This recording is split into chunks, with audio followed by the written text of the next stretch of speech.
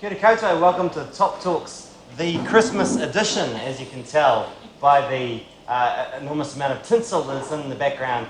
This month we have with us Dr. Simon Chapple from the Victoria University School of Governance and Management Studies. Did I say all that right? You probably said it wrong because we changed our name last week, and I'm not au fait, but I think it's government and business currently. Oh, government and business. Okay, yes. Excellent. Right.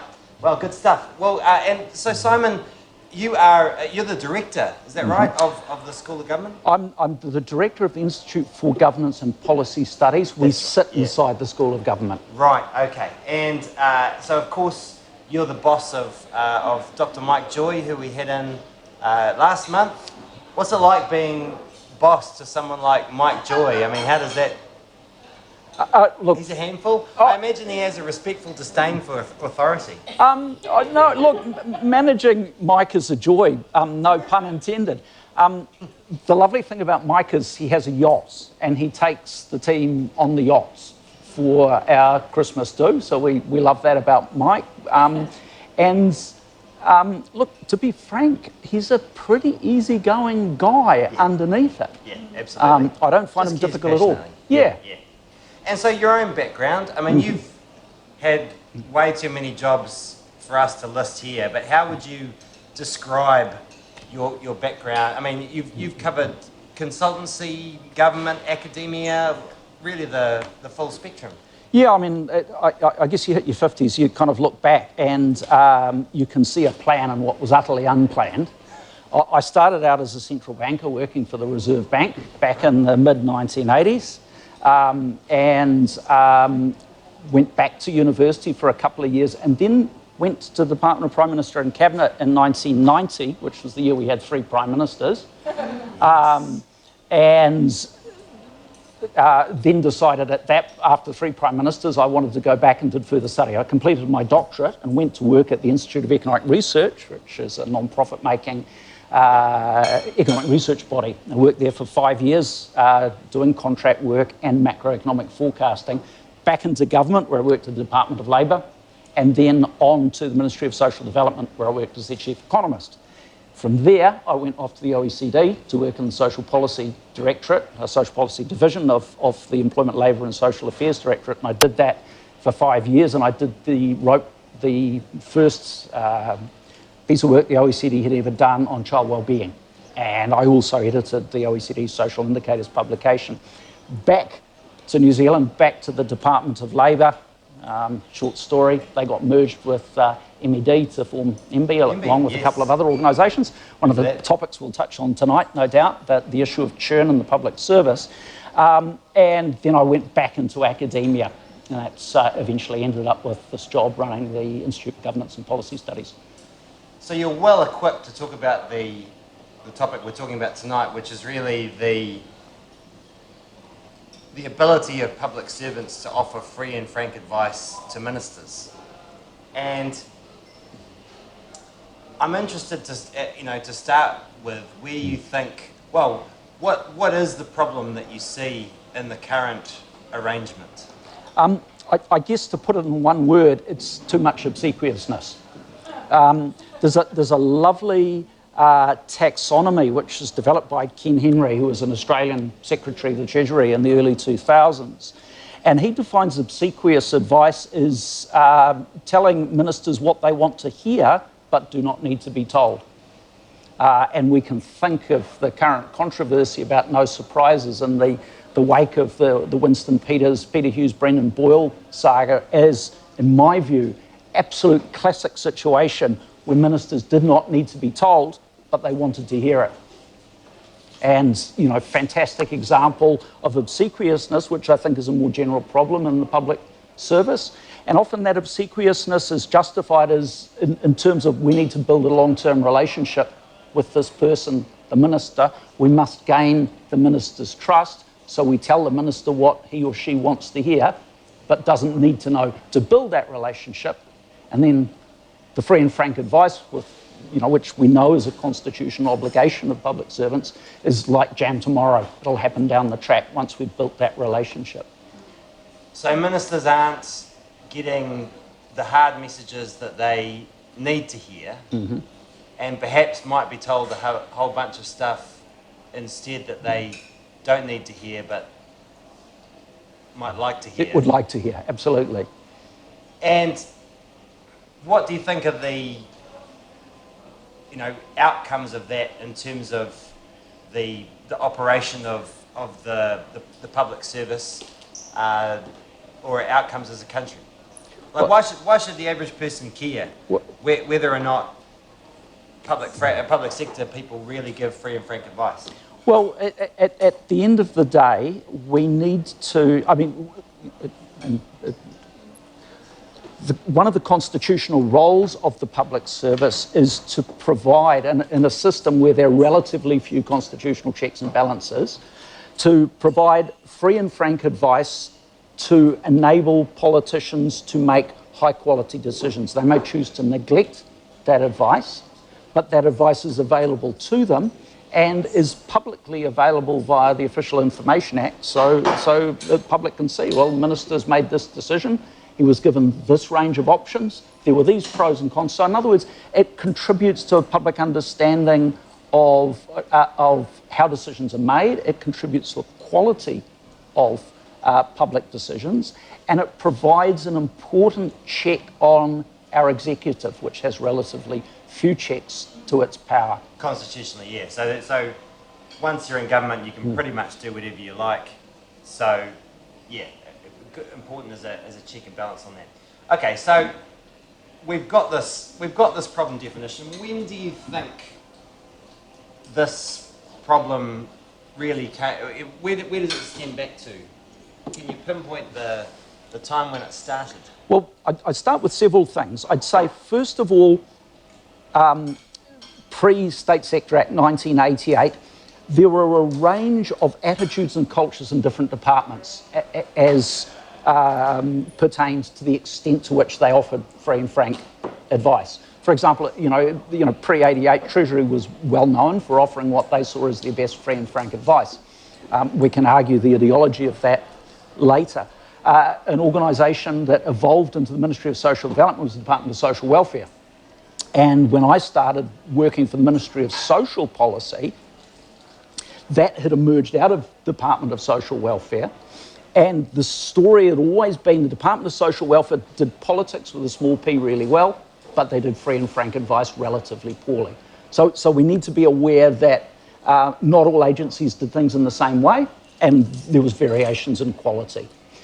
But the State Sector Act in 88 changed the relationship between the chief executive of government departments and their minister, and aligned the chief executive much more strongly with the minister.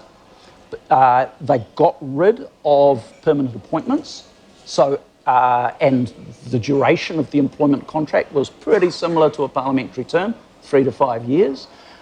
So you had that short-term contract and the focus of being responsible directly to your minister created chief executives with a much stronger short-term focus and a much stronger focus in keeping the minister happy on a day-to-day basis. So in other words, it was a dynamic pushing the system towards being obsequious. Now, so that's almost like an American-style system, isn't it? Where when a new government comes in, the heads of the civil service get cut off in figurative terms and replaced with people of their choice to lead the various civil service agencies.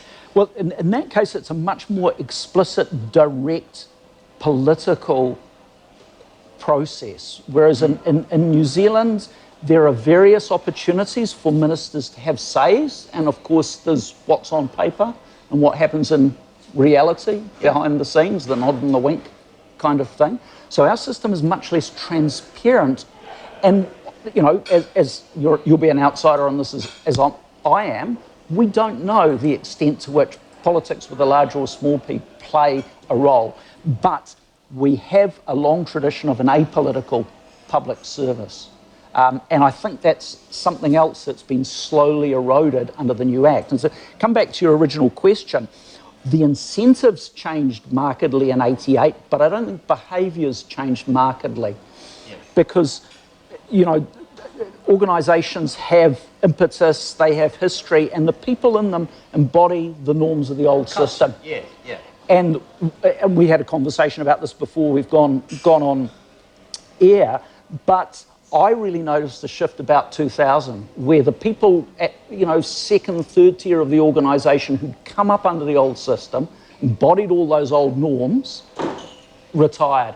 And you got a whole, you know, people of my generation, you know, people who'd now be in their 50s, took over the, you know, the senior echelons of management. They'd grown up under the old system. They behaved very differently. And it's really interesting. I did a piece of work with the OECD looking at redundancy policy in New Zealand, and I had an old colleague, Belgian woman, come over and do the work with me on New Zealand. And we were in a meeting, various meetings with New Zealand public servants, and she said to me afterwards, she said, I can't believe it. These people are like private sector people, you know? And that was in the context of them basically trying to sell how good their organisation was to the OECD. You know, it was that whole private sector bullshit promotion thing. Yeah, yeah. And she, you know, coming from a background where she dealt with European public servants, she couldn't believe this different culture. Now, that may be good or bad, but there's a very different culture which grew up under that new act. And that was the idea of contestable advice of that act, wasn't it? That Yes. you almost do have these different public service agencies competing with each other to offer the best advice to ministers, and this idea that ministers will choose the best advice much in the way that the market chooses the best provider, if you like. But along with that, and it would be a fascinating study for someone to do someday, and I've done a little bit of just looking at it. You go away saying, look at departmental annual report today and compare that to what they would have written in 1980 or 1990 or 1970. And the shift in terms of presentation, rhetoric, selling, you know, we are selling the department, we're selling a narrative, this is what we do. You know, it goes along with, you know, it's that marketisation. You're trying to sell something, and this is your promotional piece. It's your annual report. Yeah. And it's fascinating to see how that shift has occurred. So for me, I mean, I was in the civil service from 99 to 2003, and I still have many friends in the system who I won't name. I call it hush money, incidentally, working for the civil service, because there's such good people in there that often can't say what they really think. But I really noticed the change in the conversations I was having with my colleagues around when the No Surprises idea came out. That was under the last term of the Helen Clark government, when it was an edict, really, wasn't it, to the civil service to make sure that you don't surprise us with anything that might make us look bad, effectively, which sounds like a reasonable request, but when taken to the nth degree, you know, can lead to some pretty questionable situations. Certainly, I've heard of ministers being told that a department will be working or doing a certain piece of research or working on a certain issue, and as part of No Surprises, and ministers saying, well, I don't want that bit of research done. I don't want to hear that advice that you're going to give me, because then I don't have to deal with the Official Information Act request, you know, all that sort of stuff. What's your view? I mean, in the terms of your overarching theory, would you say that's more of a symptom of the problem rather than a key driver? I think it's an important issue. I mean, one of the things that my colleague Chris Eichbaum has pointed out, you know, back in the day before the 1988 Act, there was a permanent secretary who was associated with the minister, and they were appointed from their department to the minister. They were a public servant, and the other people in the minister's office were also public servants. So I talked to one of my senior associates, for example, Kiefer Booth, who used to work in Roger Douglas's office as a public sector appointee back in 1972 when he was Minister of Broadcasting. Now that all shifted, and we now have, effectively the same person as a political appointee, and there are political people in the ministers' offices. That's been a big shift, which has been enabled by the Act. The consequences of that, let me give you an example. By the Public Sector Act? By the State Sector Act. Sorry. But also a cultural shift in the way that we do politics. Yeah. So when I first worked for the Department of Labour, I started working with the Department of Labour in 1994, I worked in the research section. So we would have a research program. We would inform the minister that we were doing these pieces of research. He'd normally say, he or she would say nothing. And then as each piece of research were completed, we'd say we're releasing it on 1 January or whenever it was. Here's a summary of the paper. You might get these questions on it. Here are the answers. We told the minister when we were releasing it. So that was our version of no surprises. Under the new model, when I came back to the Department of Labour, the draft paper would be kicked to the minister's office. The political advisors, and now there are a lot of them who populate ministerial offices, will go through it and say, don't like that sentence, don't like that adjective. And so you would get something back that had a whole bunch of red lines drawn through it. On the actual report? Yep. And you would have two choices. You could put it in your top drawer and file it away, and that would be work in progress, or you could make the changes. And when you made the changes, it then became a ministerial decision to release. So that's the shift that's happened partly as a consequence of the Act, partly as just a cultural shift in the way that ministers are comfortable doing politics with people who share their political views in their office. Mm. And, the other place I noticed this, and again, it's a sort of personal anecdote, starting in the 1970s, Treasury would send a secondee to the Leader of the Opposition's office. And they were seconded to the office. Now, when I was working in the Department of Prime Minister and Cabinet, the person who was the secondee was Ian Rennie, who became State Services Commissioner. And Bolger won that election, beat Mike Moore in the election, and we had the national government. Now, Ruth Richardson wanted to push Ruth and Asia. She wanted to do the benefit cuts. She wanted to privatise a bunch of things. And that part of the National Party were really scared that Jim Bolger was going to backslide. And Ian Rennie was seen as the person to keep Jim Bolger in line from a Treasury perspective, and he shifted from the Leader of the Opposition's office to DPMC. So again, you've got, small norm, broken. Yeah. New culture established. That's an acceptable thing to do. So a lot of this is just creeping, knock away little support, knock away that little support. 10, 15 years down the track, well, suddenly the landscape looks very different. Yeah, the boiling frog, proverbial. Yeah. Boiling frog. What about the OAA? I mean, we've had it since, 1982 or so, something like that. Official Information Act. I mean, again, there's a lot of calls for reworking the OAA, redoing that legislation, as all of the various ways of working around it have seem to have piled up. Any day you hop on Twitter, there's often a journalist there showing something that they've requested, which is the majority of it has been blacked out or crossed out or whatever. Again, is that a symptom of the problem or something deeper? Well, look, again, there's been a bit of norm creep in that area. I mean, the norm used to be, you've got 20 days to answer an OIA. The norm used to be you answer it as quick as you can. So you maybe I'll answer it in a day. Now, the norm is you don't say anything until you hit the 20-day mark. So again, it's a target, not an upper limit.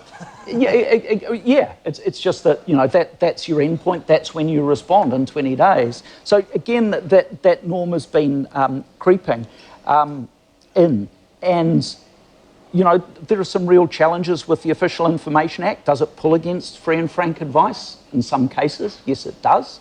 Are departments and individuals using it to their advantage? Yes. I remember having an experience, a very Kafkaesque experience, where I'd worked as a contractor for a government department on a particular report, and we'd had some data in that report which was only available to the department. That report hadn't been made public. I wanted to use that data. So I wrote to the ministry saying, hey, look, can I have that data? I had a file with it on it because I worked as a contractor. It was on my PC. And they said, that data don't exist. And I wrote back to them and said, look, I've got it. Here's the spreadsheet attached. There was a bit of to and froing about whether the data didn't exist or not. And I said, look, I've shown it to you. And they said, well, look, you shouldn't have that data. You need to delete it from that computer. And we don't have it anyway. And I said, well, under the Archives Act, I can't, it would be remiss of me to delete this important information that the government don't hold. And this kind of went round and round for several months. And in the end, they gave me the data, but it was just utterly ludicrous. Yeah. And so you've got a system which is being gamed, and I know why they were gaming that. They didn't want that data out because it could have been politically embarrassing. Again, people seeing the needs of the minister and their agency and the Act all aligning. And that's a huge concern. So again, I don't think how it's used as a symptom, but the fact that it is operating in that fashion and it's being exploited in that fashion mean that we need to give serious thought to changing it. Yeah. Making it tougher for the avoidance and evasion that goes on to take place. So let's move on to the agenda for change then, because the state sector, the Commission, SSC, have been consulting on new legislation to reform the public sector. They've claimed that it will deal with a lot of these problems, but you don't think it really cuts the mustard. That's the impression I get from no. Where we are, and again, this concerns me because the way that we regulate our public service is a very important part of our unwritten constitution. Yeah. And if you look at how, for example, the government consulted on what is now the Public Service Bill. Yeah. It was a 6-week process to get a submission in. That's a pretty short amount of time to consult on a significantly important constitutional document. The bill is now being put before the Select Committee. It was put before the Select Committee early in December, and the second round of submissions are due end of January. Obviously, we know not much happens in December and early January because we've all got family and holiday responsibilities, or many of us do. Yeah. So in other words, 3 or 4 weeks to write a submission, and all of us have many other things on the plate apart from state sector reform. Now, the way that the problem has been defined in the bill, which is in front of the Select Committee, is that we have all these vertical relationships between ministers, chief executives, and agencies. The problem is agencies don't talk to each other, they don't join up, they don't play nicely in the sandpit together. We've got a problem with silos, is the jargon. And there is no doubt there is such a problem. Yeah. But any division of labour is going to generate problems of communication crosswise. So however you cut things... Particularly when you do set things up for the contestable sort of market advice, contestable market for advice that we talked about earlier. Yeah, but my thoughts on the contestable advice is that, in theory, but in practice it never really happened. Every organisation, think of it as a game. I'll stay off his patch if he stays off mine. If he goes into my patch, I'm going to go into his. So it's an ongoing tit-for-tat game, reaches a cooperative solution, not actually genuinely much contestable advice.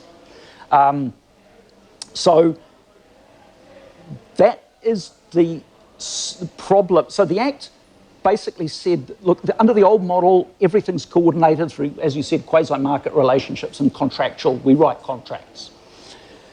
Where the bill wants to go is, look, that sort of coordination has its limits, as we know it does. We think we need more coordination by norms. We think we need more coordination by hierarchy. Now, if you think of norms and hierarchy, it's very easy, it's very quick and easy to build a hierarchy. I'm your boss, Geoff. We've done it. We've coordinated. But Coordination by norms means establishing and reinforcing common ways of doing things. It's culture, and culture change is slow, and often there aren't a lot of obvious levers to pull on in the same way as, you can pull a lever and create a hierarchy overnight. Yeah. So what I think this is going to mean is, and the other side of things is that the norms you want to create, the apolitical public service, the free and frank advice, all those virtuous things are very difficult to measure. Yeah. So the hierarchy is going to dominate that new coordination mechanism for the foreseeable future, and the question of whether you can create the norms of public service, of free and frank advice, etc., in the longer term and build and enhance them is very much an open question. So that's what I think about their particular problem definition. Whilst they acknowledge the issues of, creeping politicisation, they acknowledge the issues of lack of free and frank advice, the growth of the obsequious public servant, what they're doing doesn't really address the fundamental flaws in the system that have given rise to those problems. The one that I think is particularly important is the nature of the employment contract. If you have short-term employment contracts, at the top of any organisation, all the research tells you have short-term solutions.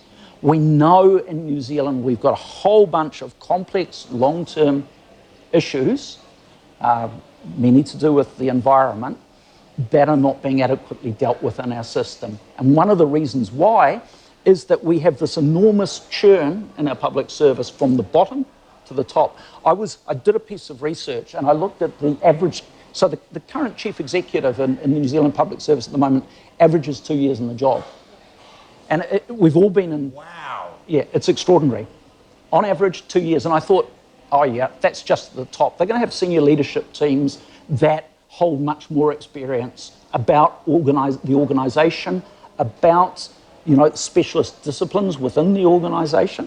And so I got a research assistant to pull the profiles of SL senior leadership teams off LinkedIn to look at the average experience of SLTs. It's exactly the same as CEs. Wow.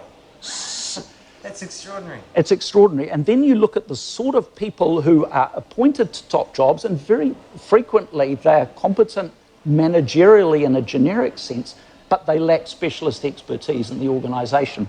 And it's hard, you don't kind of want to single too many people out here. But for example, we know we completely bungled the census.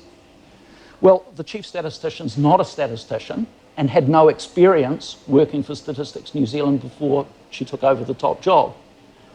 And you have to ask yourself the question, to what extent was that bungling of the census the fact that you had a generalist in the job rather than someone who's a specialist? Think of the old model, and it's called the farm model. And the farm model is you grow your own. So what used to happen, and this is an idealisation of the old way the public service weren't, is you'd come in as a cadet. And very often these were kind of smart people, not from particularly advantaged backgrounds. And they'd be, all right, yep, that's the smart one. We'll put him or her through university. And so they'd go through university. You'd work across the base of your organisation, accumulating experience. And when the time came, you'd go next point up the hierarchy. You would be leading people where you knew how to do their job better than they did. So you could manage those people, you could mentor those people, you could get them up to speed, and you would work your way up the organisation. You would see what was right about your organisation. And of course, we can all see what's wrong about, as we move up an organisation as well. So by the time you got to the top of that internal pyramid, you'd probably engaged in a lot of interdepartmental processes. You'd seen a lot of your organisation and you knew how to run it. You'd been in it for 10, 15, 20 years of experience.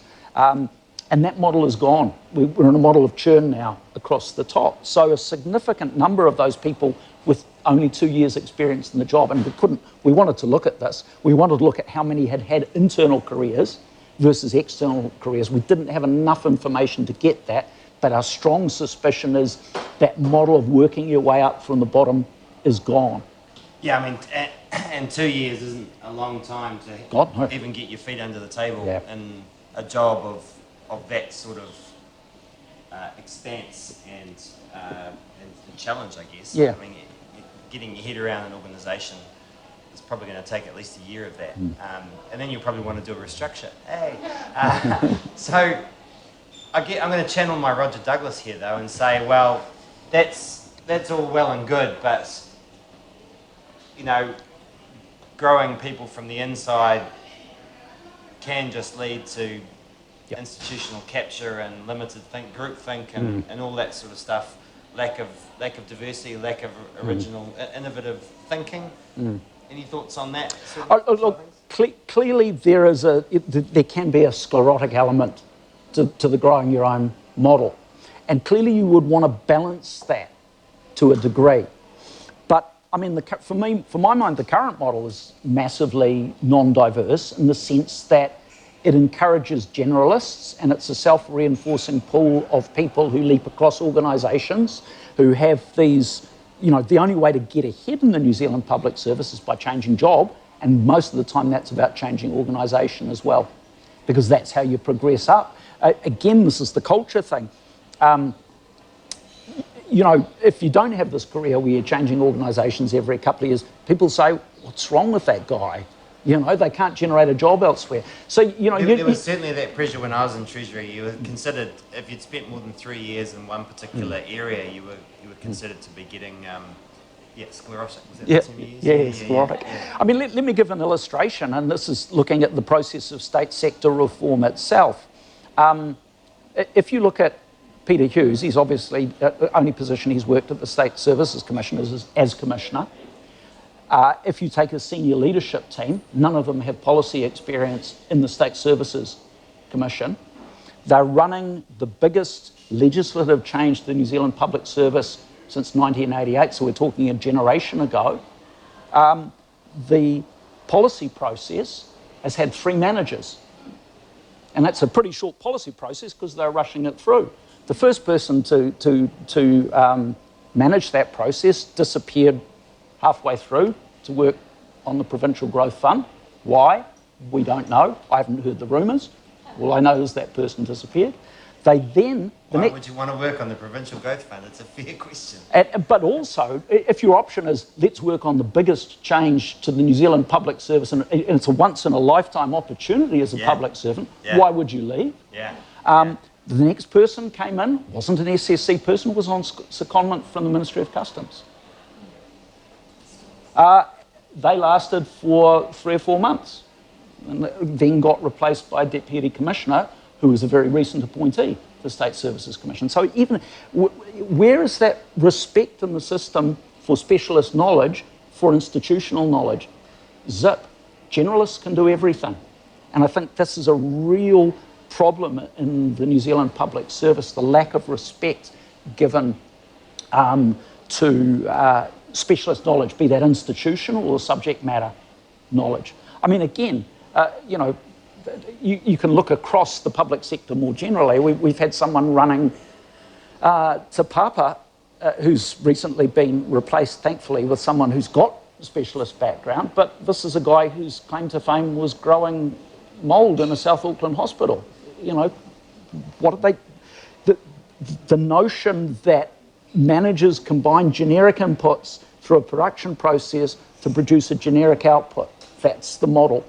And that just simply doesn't wash for running a large and complicated organisation where your output is very difficult to observe, which is what the public sector is.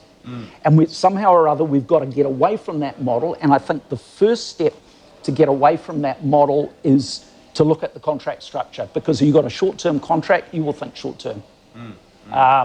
And we need to return to a model. It might not be the permanent head model, but it's got to be a model which says, rather than 2 years, 7 years, you know, you think of that long, long learning curve and long and steep learning curve for a complicated job like that. You'd want your average public sector chief executive to be in the job 5 to 7 years. Maybe the notion of someone moving into the job, if they're good, in their early 40s, moving out maybe in their later 50s. You know, maybe that's an ideal for which we should aim. And that means giving people, it's not just the chief executive, a lot of SLT people are on short-term contracts as well, And this is where your restructuring comes in. The classic restructuring is you get the job as a chief executive, you look at your SLT, you say, I don't know these people, I don't trust these people, let me get a new set. And then, funnily enough, your SLT then fills up with people that you've worked with in your old organisation, you know, the trustees. And they're all on the same sort of contract that you are, similar sort of term. Yeah. It's not a good model. I want to just throw into the mix here a bit of a curveball. Because, you know, we are, I mean, we're talking about some quite serious issues, but generally speaking, the people in the public sector are there because they want to make a difference. And I think from talking to, you know, most of my colleagues that are still in the public sector, there's something quite big about being able to actually say what you think in terms of feeling like you can actually make a difference, feeling like you're making some sort of contribution to the role, feeling even just like you're able to have fun. I mean, is there something, you know, should we just be allowing our public servants to be a bit more human, perhaps? Yeah, it's funny that you say that because, follow their bliss. well, you know, I agree with you. There are a lot of very good people in the New Zealand public service, and in a sense, they need to be liberated from their short-term management, and they need to be trusted more by their management. Because when you get this very risk-averse culture, it becomes very, very, you know, hierarchy becomes really important. And yet you're told as a public servant, you know, you need to be creative and think outside the box, but you can't possibly make a mistake. So, you know, it's a tough job being in that bind as a public servant. And I said to you earlier that when I went off to the OECD and worked in the Social Policy Division, I had a lot of learned helplessness as a consequence of operating in those sorts of hierarchies, which just took any decision-making away from people operating in a middle level of the public service. And every time I had to make a decision, I'd trot up to my manager and go, can I do this?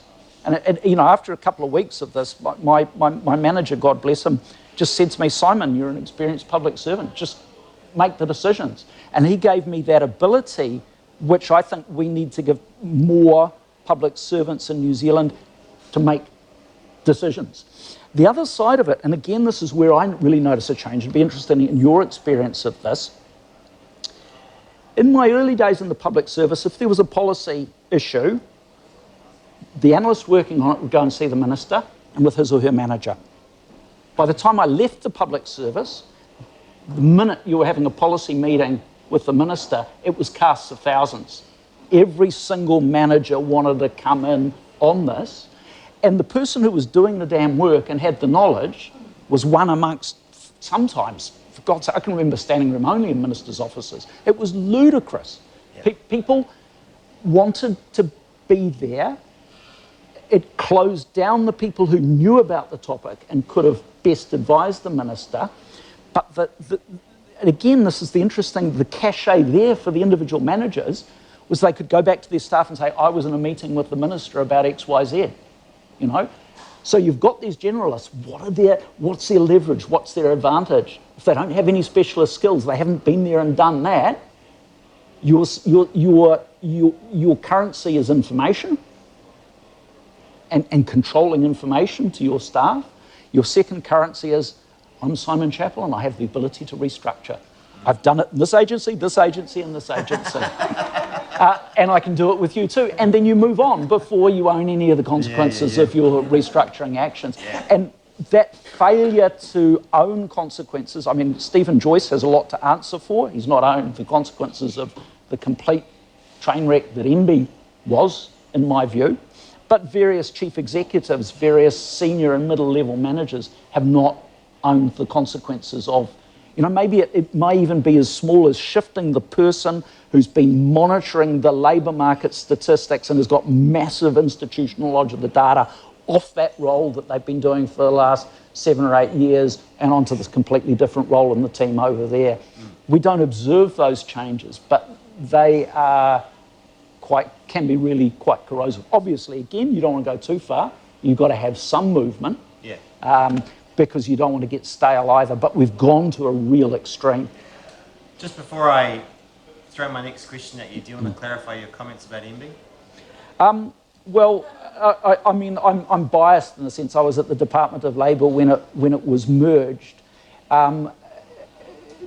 The rationale for the merger was never fully explained, but you get, the minute a restructuring is, a merger is announced, you know for an absolute fact that people who can get jobs elsewhere is going to leave. Because you know that that agency is going to do nothing for a year. And then once it merged, you're going to spend all sorts of time strategising and having meetings about how we get on with all of these new parts of our new organisation. And at the time in the Department of Labour, we had this fantastic research section. I mean, it were 5 or 6 people who, all the technical skills, they were great. Literally within weeks of, and MED, it was a takeover by MED effectively. MED didn't value these people. Literally within weeks, they were all employed at Treasury and other organisations around town. The best people were just plucked out. And then, to be the way of a restructure. You're trying to get rid of the worst, and you end up losing the best. Yeah, absolutely. And you'd think there would be learning. Yeah. But there doesn't seem to be. So just to take you back to the point of letting people, allowing people to really show their wares and letting generalists, letting specialists actually, give them some rangatiratanga, if you like, actually giving them a sense that they're having an impact. I mean, how much of this needs to be a conversation with the media, for example, about, because a lot of the risk averseness on the public sector is due to pressure from media. And I remember the moment where I actually felt my relations are all from Te Kuiti, right? So Christmas time for me is back when I was at Treasury was. Let me give you one example from my grandmother, my nana, who at the time was reading a newspaper talking about all these crazy salaries and people doing nothing down in Wellington, and I said to her, "You realise that I'm one of those people, Nana?" And her response was, "Yes, but you're lovely." There is this concept out in the provinces that the public sector does nothing and is incredibly expensive, which we're only playing to with the sorts of changes that we're talking about. But one of the proudest moments I had with my Te Kuiti family was when I remember Jim Anderton, who was the Minister for Economic Development at the time. There was some front page thing about some coffee machines being put in MED, and Jim Anderton just said, "Yeah, I want good people, and to get good people, you have to give them perks. I mean, do you want your money? Do you want your money to be spent well or not?" And I was like, "Wow, actually, he actually stood up for his civil servants at that time." I mean, how else are you going to stand up against this this desire for risk averseness, which just seems a natural outcome of the public sector? Yeah, I mean, the way I kind of felt about it was that if you give people responsibility, if you devolve that responsibility down, generally most people respond positively. Most people, I mean, I had a reputation as a bit of a loose cannon in the public sector, and a lot of that was because I didn't have any decisions to make, so you're always kicking against the pricks. And once you notice, once you're given responsibility, you act responsibly, and that was something that I noted. I was much more productive at the OECD than I was in an environment where I was given no responsibility, and I never stuffed up. Now, the reality is, some people are going to stuff up if you give them responsibility. And as you say, it takes a certain amount of courage to say, I'm prepared to wear that risk. And I mean, I saw a situation in the OECD where, responsibility was devolved. Someone was given, 15, 16 months to complete a project, and he did nothing, and there was a crisis as a consequence. There's no perfect system. But I was really impressed at the extent to which the OECD did, offer free and frank advice. And when problems emerged, like I remember on one occasion, we had the pensions team in the Social Policy Division, and our pensions team had done a report saying the Austrian pension system was unsustainable, it was going to blow up. This was on the front page of all the Austrian papers. I'm on the outside, I'm thinking, oh God, the pensions guy's completely for it, they're going to absolutely stuff him, And my manager, who was a German woman, so obviously had perfect German, just went in boots and all saying, we support it. So the headlines the next day in the Austrian papers were, OECD back their paper on the Austrian pension system. And I just thought, wow. And then you think, well, why?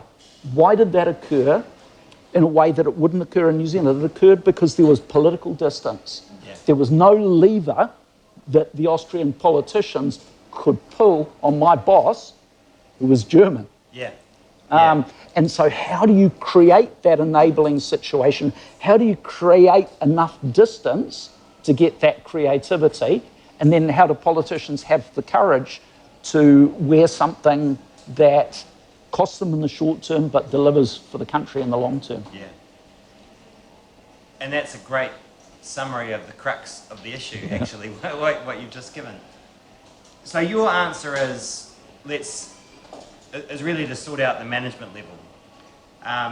And the management model. We need to have more people in the public service who know on a really fundamental level the organisations they work for and the topics that those organisations work on.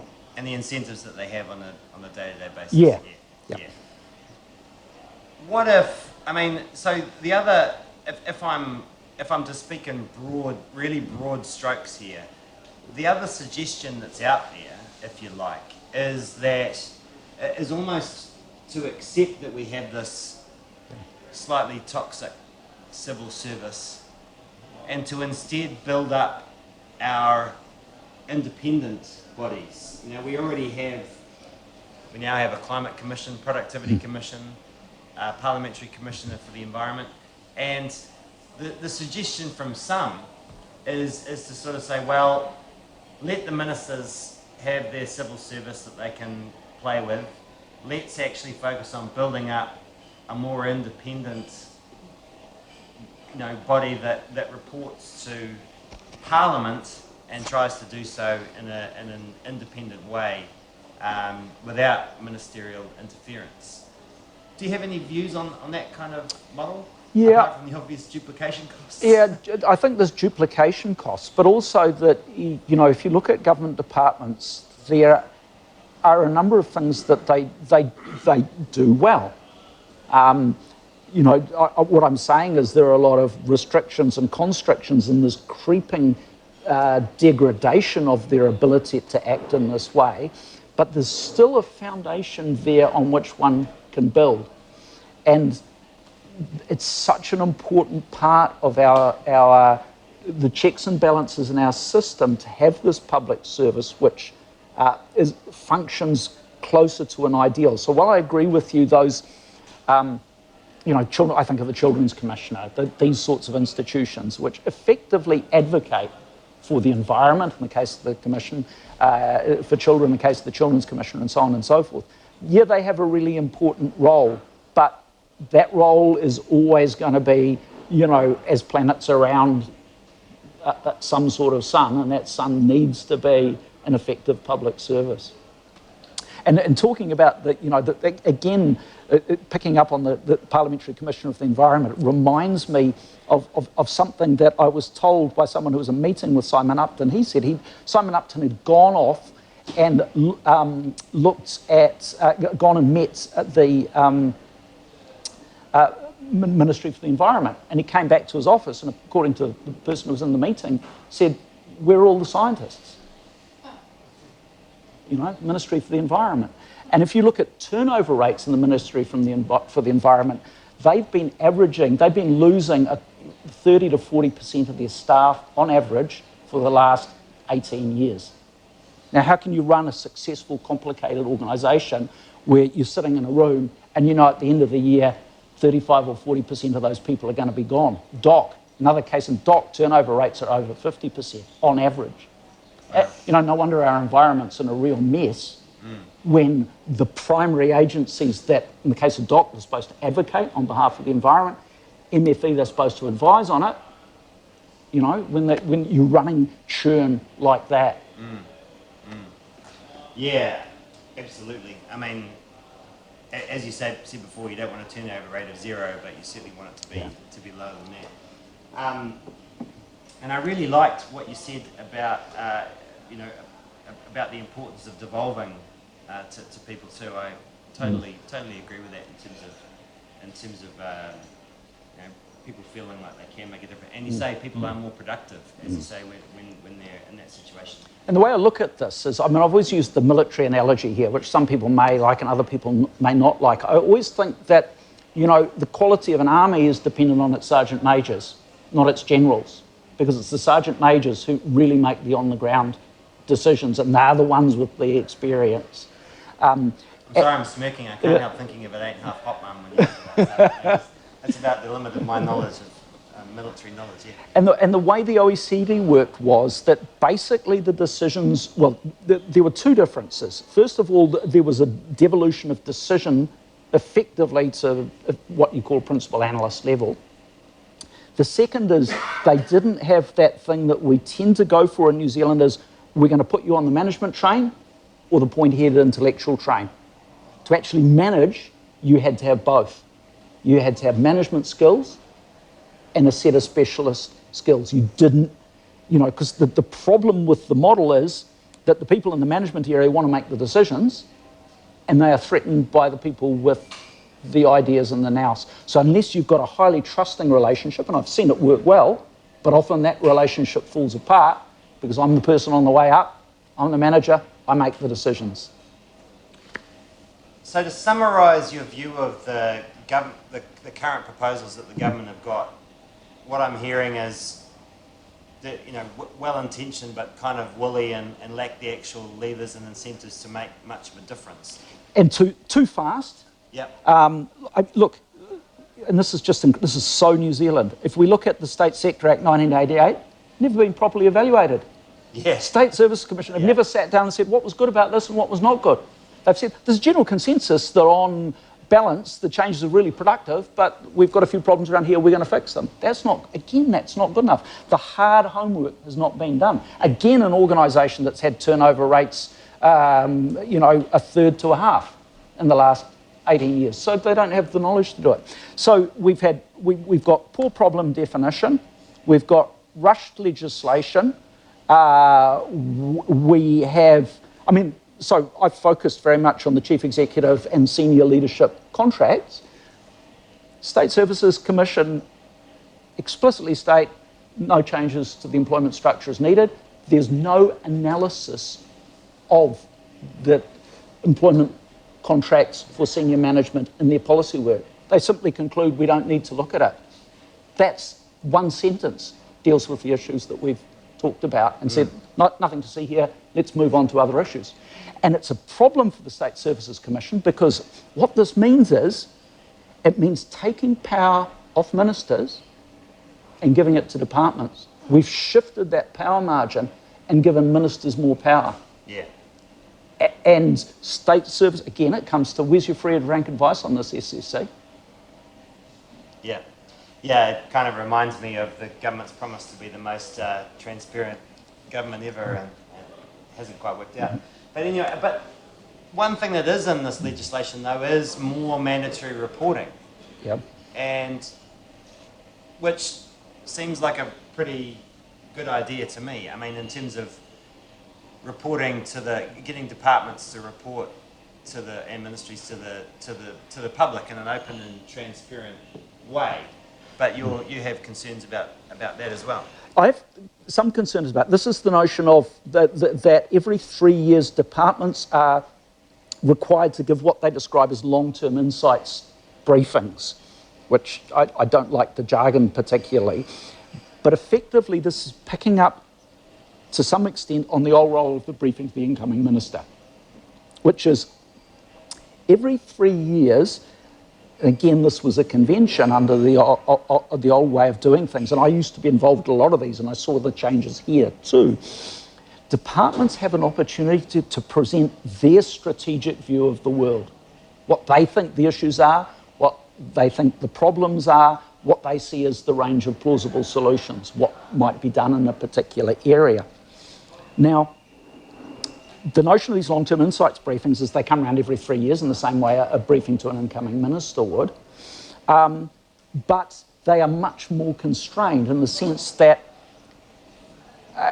the way the legislation is written is that signals that, in a sense, the department can map out the policy landscape they're in. They describe the hills, valleys and rivers in that landscape, but they cannot look, or they cannot make policy recommendations in this, right? So effectively what that means is, let's say we're back in the 70s and where inflation's running at 15 or 20%. And Treasury are going to do a long-term insights briefing because we've taken the legislation back in time. Treasury can't write in that briefing, the government needs to get inflation down. That would be making a policy recommendation, you know? And so it really just severely restricts what agencies do. And within those briefings, I would also like, so in other words, I'd like to see, you know, departments should be able to say, yeah, we don't think minimum wage is working in the way it's intended. We don't think, you know, having 15% inflation is a good thing. Or, you know, you want that. And we obviously would want to see the pros and cons and the reasons there. But in addition, you know, if a department is to have a long-term view about their bailiwick, you want them to create research knowledge about that. And it seems that a briefing also needs to set out, right, this is the state of the world as we see it. We've got these blanks on the map, these parts of the map we need to know more about. We're going to address them in these ways. Here's our research plan, and we will report on that in our next briefing. So it pulls horizons out and focuses departments on, you know, progressively improving the quality of what they're doing. So I'd want to see the research integral part there. Again, one of the things I noticed when I used to be in the Department of Labour in the 90s, we used to put out a labour market bulletin, which was a sort of quasi-academic publication. Ministry of Social Development used to put out the Social Policy Journal. These were great vehicles because they had to be filled. So when research happened, it couldn't sit in the top drawer. It's like, oh God, we've got to fill this. Simon, if you've done, oh yeah, we'll put that in. But that meant work got out and it was available as an input to a public policy process. And I've recently gone back and looked at what we wrote in the 90s, and I've been seriously surprised at how used a lot of the research we did got. So we need to think of clever vehicles to either short-term hands to get the long-term result.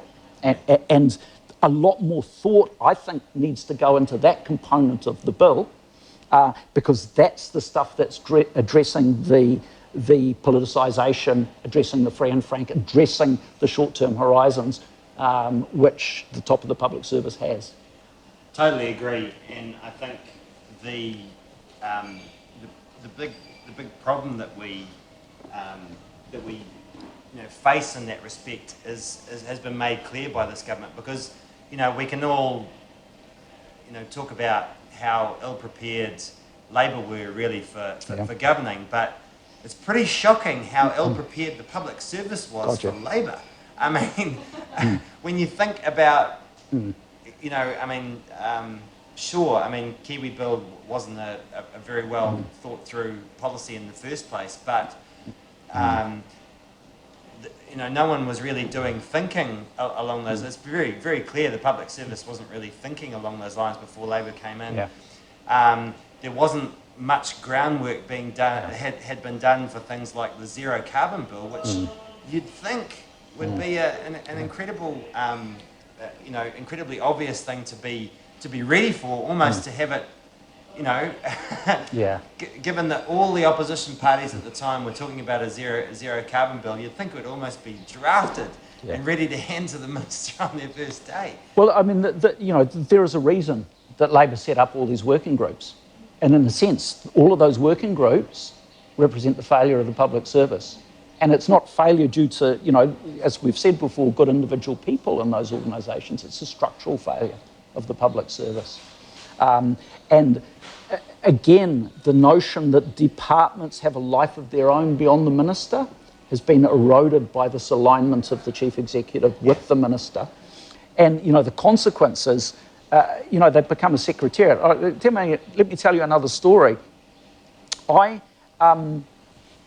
was talking to a recruitment consultant, this is about 4 or 5 years ago in the public service, and she was telling me what the message she was getting from chief executives, from ministers via chief executives about people. And she said the government wants doers, not thinkers.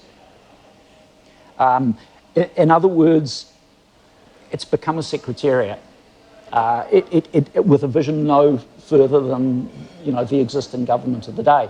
And it would be really interesting to ask departments, say right now, there's a goodly chance we'll have a centre-right government next time round. It's certainly, the odds have got to be pretty good, even if they're not better than 50-50. What preparation have you done for their policy agenda or potential policy agenda? What about the next government, the next centre-left government, for example? No one's going to be thinking or working on these issues. Because generally speaking, the big issues don't go away, and so actually, really, there's no reason not to have done that thinking, because you're pretty certain you're going to be using it at some point. Yeah, and I guess this is where politicians fear their public servants going, because in a sense that it's going to potentially constrain or embarrass them. And again, they tend to have quite short horizons. And this is the tension, the built-in tension in the system. How do you get around the fact that we have a very short parliamentary term, which encourages short-termism, but then that short term is an integral part of our constitution because we've got few other checks and balances, so the notion we can chuck them out in 3 years' time is one that's exceedingly appealing. Keeps them honest, but it keeps them short-term as well. We'll move on to questions, and just so you know, anyone asking questions, if you're in the public service, you're not being filmed, so you're safe. But I understand SSC have voice recognition software. Do you want to, use the microphone. Simon, that was really interesting, and I've got about 1 million questions for you, but just a really simple one. I've had a slightly longer career in the public sector than Geoff here, but I worked in a Crown agency, and we saved all our best ideas up for our BIM, and the briefing to the incoming minister, we just laid it all out there and said, this is what we think it looks like, this is where we think the issues are, this is what we think you need to do. And that was the moment of truth-telling in 3 years. Mind you, that was 12 years ago. What are your views on that? As I said, I've been involved with writing a few BIMs over the years, and within the agency that I was involved in writing them, we went from the let's lay out the long-term big picture as we see it to the strategic unit doesn't write BIMs anymore. The message we were getting from the State Services Commission is BIMs don't perform that function anymore. They're about selling the agency to the new minister. Minister, this is what we can do for you, as opposed to here's the horizon. And so then you also noted the process by which senior management were looking at polls and going away and rewriting BIMs on Friday night before the election. So there was, in the however long it was about 6 years. I was at MSP and then MSD. We went from the aim of the big picture, here are the strategic issues as we see it, through to the minister, what can we do for you kind of model. Utterly gutted the process. And I mean, in a sense, this is why SSC have written this long-term insights briefing, because implicitly, without analysing why BIMS went wrong, implicitly they've recognised that that's a massive problem, and they're seeking a parallel vehicle to build that up again, without a lot of detail and without a lot of analysis.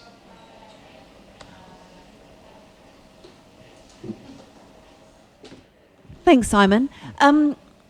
I'd like to ask you about the rights of public servants to have political lives and political views and political involvement. I understand that we need to have a politically neutral public service and that ministers need to trust public servants to give them advice that's in the best interests of the public. But what I see at the moment is public servants being terrified to have any political involvement at all. So you have thousands of the most passionate and best informed people on any given issue who are afraid to even do a Facebook comment saying this article has something factually wrong. Do you have any views on how to, if we should try and fix that, or how? There's so much in what you said that I could pick up on. I'm going to try a little bit of a left field response. I think it's really unfortunate that the Australian Rugby Union and Israel Folau settled out of court. Not because I agree with anything Israel Folau said, far from it, but in a sense that was a case about where does the corporate self, be that a private sector corporate or a government corporate, end, and where does the personal rights to have views and have public views start. And one of my disappointments is that it didn't go to court, so no precedent was established. Obviously, this is a very different thing from what Israel Folau said, who, you know, he's a role model, etc., and he signed a piece of paper. I don't want to get into detail of that. But, you know, clearly it's going to be easier if you're a public servant who's, you know, in the delivery arm of government. If you're someone who's a doctor in a hospital, for example, it's very different from fronting up to a minister. So there are constraints on you as a public servant, and you know those constraints when you take the job. So you have that choice. You know that your job restricts you to some extent. That has been completely changed, as you said, by the existence of social media. So it is very easy for public servants now to say something publicly. In the old days, all you could do is write a letter to the editor, you know, which they may or may not publish. These days, and you know the problem with social media, it's Friday night, you've had half a bottle of wine, you're really pissed off about something, your usual impulse control isn't there, and you say something that you might regret the next day. So it creates a whole new set of problems to political engagement. So I guess all I would say is I think that for some public service jobs, there are limits to political engagement. Whether those, I mean, it seems to me that, and it's so hard, it depends at the level you're operating and your engagement with the minister. Where you exactly put that line, I don't know. But I do think you certainly don't want a situation where people are scared to offer their opinions. We can get someone to repeat into the microphone for you if you like.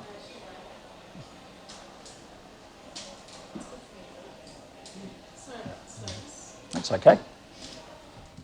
So before my relatively short career in the public sector, Simon, I was in the private sector, and I've worked as a strategist for quite a long time. And one thing that's perplexed me about the public sector when I've been writing about it back then and more recently is its propensity to restructure. I think you shed some light on it, but I've never really understood the rationale for it, because in the private sector you would say, I mean, it's just a truism, structure follows strategy.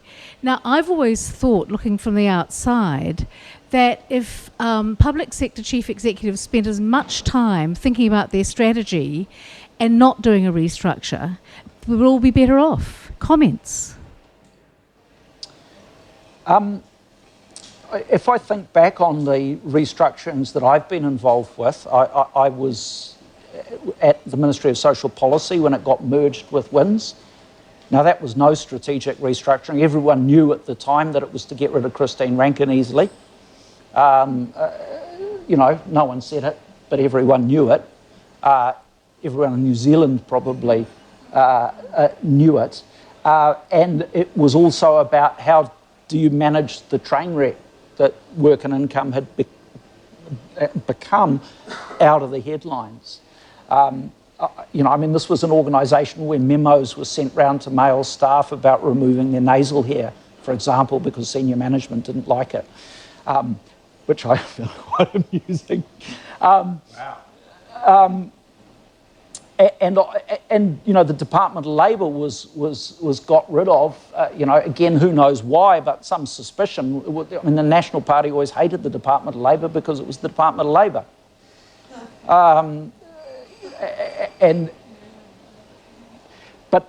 But the issue here again is two things: that people don't stay around long enough to bear the consequences of their restructuring actions, and evaluation of whether performance improved or deteriorated in the long term, as opposed to the whole mess where nothing was produced, often for years, while everyone got to know all these new people and establish all these new connections. It's very difficult to assess whether, even in the long haul, things changed greatly. So again, short-termism pushes you towards restructuring as an option. It's the best thing. Movement, change, excitement, new, must be good. Move on to the next one. And having seen lots of public servants suffer through these restructurings, it really pisses me off that a lot of people never put their hands up and owned the messes they created. I mean, I had people with young children and mortgages worrying if they're going to have jobs. I mean, it's, you know, these are small things, but you accumulate them and add them up along with everything else. And lots of negative human effects of these sorts of things. Ministry of Health was plagued for years by constant restructuring. And you know, we don't have a health sector that's performing in a stellar way at the moment. So just on that short-term contract aspect, would you consider it a mild form of bullying? I mean, if you have a short-term contract, you're going to say what you kind of people want you to hear. Whereas if you have a long-term contract, then you can actually focus on correct research, and you're more likely to actually deliver results. Is that a fair comment? It would be my argument, and there's also a body of research. You know, if you look at, say, private sector CEO employment duration in the United States, it's 4 or 5 times higher than for the public sector in New Zealand. So again, picking up on Geoff's point, if we, you know, trying to use private sector models, the private sector doesn't do this. And they, you know, the one advantage of or several advantages of the private sector, but one clear advantage is there's a unitary bottom line. How much money are you making? And okay, there's all sorts of problems with that as a metric of success, but it's a unitary bottom line. And we know that chief executives have longer duration contracts in the private sector, invest more. Why do they invest more? Because they're around to see the fruits of their investment. And in the same way, if we have these short-term contracts, where's your incentive to pick something as simple as new knowledge that will enable you to make better policy advice in 5 to 10 years' time? Forget it. No, I'm not putting my resources there. You know, for me, the contract structure is really important, but also there needs to be an explicit model where the SSC say, look, ideally, we want you to come in the job and work for 10, 12 years in this job, not 5+3, maybe if you're a good boy and keep the political side of things happy. Is it? I think that's Yep, just... go for it.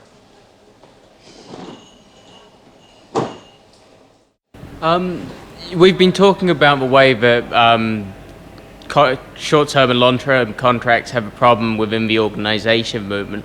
You were talking also about the siloing of this data, that whatever your structure, you're always going to have people come and leave. How well maintained do you think it is now, that collection of information, how it relates to policy, that reporting, and how that informs their long-term decisions? I'm not sure exactly. How well do you think we do long-term decision making? How much is it data-driven, like that we've collected information to make decisions based upon that? Well, I'm a numbers kind of guy. We collect a lot of data in New Zealand. The problem often is that we don't use it. And again, this is a long-term problem. We don't use it because we don't build people with the capacity to use it. And because my background is a researcher, Geoff has lots of friends who are public servants. I have lots of friends who are researchers, and those are people who are in their 50s like me and who do a lot of work with Statistics New Zealand Data and the Integrated Data Initiative. And I cannot see the new cohort coming up behind them. You know, it just seems smaller. It should be much larger because there's all this data that was available that wasn't available when I started my research career. And again, why aren't we building that? Why aren't agencies investing in creating that? What they're certainly doing is investing in poaching it. When the Department of Labour got merged with MB, Treasury stole our expertise in that area and hide it like a shot. They didn't build their own. Why aren't agencies building their own? Why aren't they investing in young people to give them this skill set which will deliver? I mean, if I take, one friend of mine who's got a doctorate, that doctorate was paid for by the Department of Labour. He was their data guy back in the 1980s. He still does work for MB today. That skill set that was built up by people investing in 84, 85 in the Department of Labour are still of value to the New Zealand government today. I can't think of a single government department that would pay anyone to do their PhD today.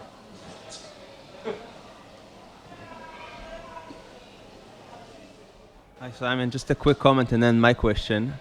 I mean, even if you don't invest in your own people, you can buy the right one to do the work, which I don't see happening. And I think it's a case of a blind leading the blind. Mm-hmm. I was recently on a interview panel, and a nice cover letter goes goes further than a PhD in something when you choose to hire an analyst.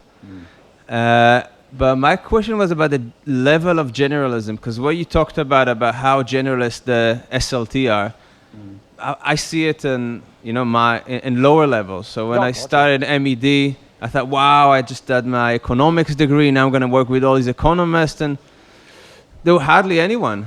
And I think maybe it's a percent, but I don't know the extent. So my question is, to what extent is there any official figures or some work that assembles it across? So how many people that in the environment with environmental related skills or economic with economics related skills, and is there anything comprehensive like that? No, I think... One person who has done some work like that is Eric Crampton, but it's all been about Treasury, focused on economics stuff at Treasury. But and that was my response to Eric's work was that I think it's not just Treasury. No.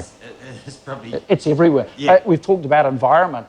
Simon Upton going along to Environment, the Parliamentary Commissioner, he's a smart guy, Simon Upton. And it's like, where are the scientists? So anecdotally, yeah, absolutely. This is, I reckon it's a massive problem. The further issue is, you're a generalist manager, you hire someone with a specialist skill set, that's pretty bloody threatening. This person knows more than you do. And I've seen literally worked to people who have felt deeply threatened, not just by my skill set, but other people in the team. And again, this is avoided if you have the farm model, because maybe your manager might not be the person who's got the technical knowledge, but they got the institutional knowledge, which is just as important. You know, one of the people I remember working with in my day was a guy who was about 75, still working as a policy analyst, in a sort of a mentor style role. And he was great. We'd sit down and we'd have a problem. And he said, "Look, I remember a situation a bit like that back in 1967. And here's what we did." You know? And so that sort of knowledge is really valuable as well. But again, a lot of those, I've seen a lot of people, you know, maybe in the 55 to 65 age group who have that institutional knowledge, which isn't valued. Because again, you know, it might be in 5 or 10 years' time that they'll be saying, well, I remember this situation back there, or you need to look at that particular policy paper because 10 years ago we did something.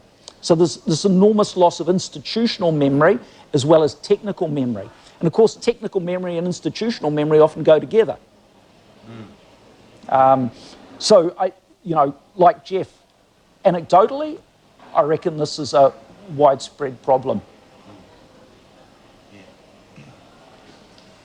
Just while we're waiting for our next question, I've come up with an analogy for this situation because we all know most Kiwis will, well, most older Kiwis will remember gliding on, which was the apocryphal public service of old that, you know, everyone was concerned about, you know, wasting of public funds, which kind of led to the State Sector Act of the 80s. You know, we were trying to get our public service in shape, you know, cut the fat from our public service. We had this overweight public service.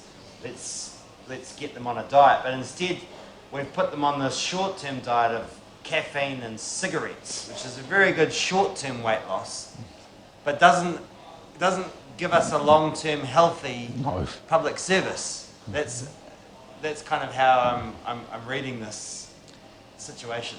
Yeah, I think it's a really good analogy for what's happened to, you know.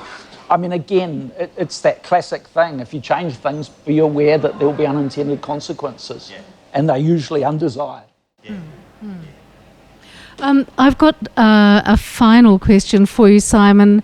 I want you to fantasize just a little bit. I want you to pretend that you find yourself late next year Minister of State Services. What will you do? What would I do? I guess the first thing I would do would be to set out a model for the ideal career trajectory for someone running a public agency in New Zealand. I would differentiate between different agencies. I mean, you know, it's hard to imagine someone running the Ministry of Defence with no background either in defence or foreign affairs, for example. It's hard to imagine someone running the Ministry of Justice who isn't a lawyer. We have one, incredibly. A very competent public servant, nevertheless. But I would create a situation where departments were very strongly encouraged to grow their own leadership. Again, no precise figure, but you would hope that, you know, something like 2/3 of your leadership would be grown within your organisation, with 11 of people from outside to help with the joining up process and to put new ideas in. The notion that you look around SLTs, and as far as you can identify, very, very few people are in SLTs having come up from the bottom of the organisation. I think the only one I can think of off the top of my head of someone who's got grassroots experience is the CE of the Ministry of Social Development, currently, whose name escapes me, suffering name aphasia, but you know, she's worked on the front line for the Ministry of Social Development at quite a low level and worked her way up through the organisation, which is the sort of model I think we should have more chief executives with. I would absolutely say that only New Zealanders should be running in top jobs in our public service. The notion that we're on our second Secretary of Treasury who's come in from outside, and when she finishes the job, she will go the same way. She will take that expertise and experience and take it offshore. And one of the roles, it seems to me, that I would want for an ex-chief executive is you provide mentoring for the up-and-comers. So we want them around when they're retired. We want, we want those eminence degrees giving us critical mass at that level. It seems to me every person we appoint from overseas is our acknowledgement of failure. And I find it astounding that you need no knowledge of the New Zealand economy, history, culture to run I ran into I had a huge argument with my colleagues about this because my colleagues have seen it as xenophobic. And I'm sorry, no, it's not xenophobic. It's simply saying that some core knowledge you need to know about the society in which you're operating. You can't offer good policy advice unless you live in a society and you're committed to that society. Not a popular viewpoint amongst many people. So yeah, that would be another thing that I would do. Grow our own on every level, from the bottom of the organisation to the top. Yes, you do want, silos are a genuine issue. Yes, you do need to encourage people to go on, working groups with other people, maybe to do secondments. They're important things to do too, but it's a relative balance. We've tipped way too far in the churn model. On every level, the churn model predominates. Thank you, Simon. We have one last question. Yes, okay. Yeah, sorry if I could. I think it's probably going to be a short one. It's just a sort of a question about how the public service functions, but does the opposition have any capacity to direct the resources of the public service, or does Parliament in generally, or is that completely in the hands of the minister? But the suggestion in the new Act is that there is more consultation with the opposition regarding appointment of what will be the Public Services Commissioner.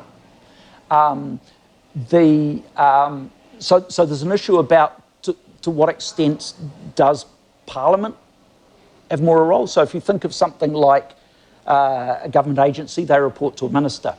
You think of an institution that Geoff was mentioning, like the Parliamentary Commissioner for the Environment, they report to Parliament and consequently have more independence.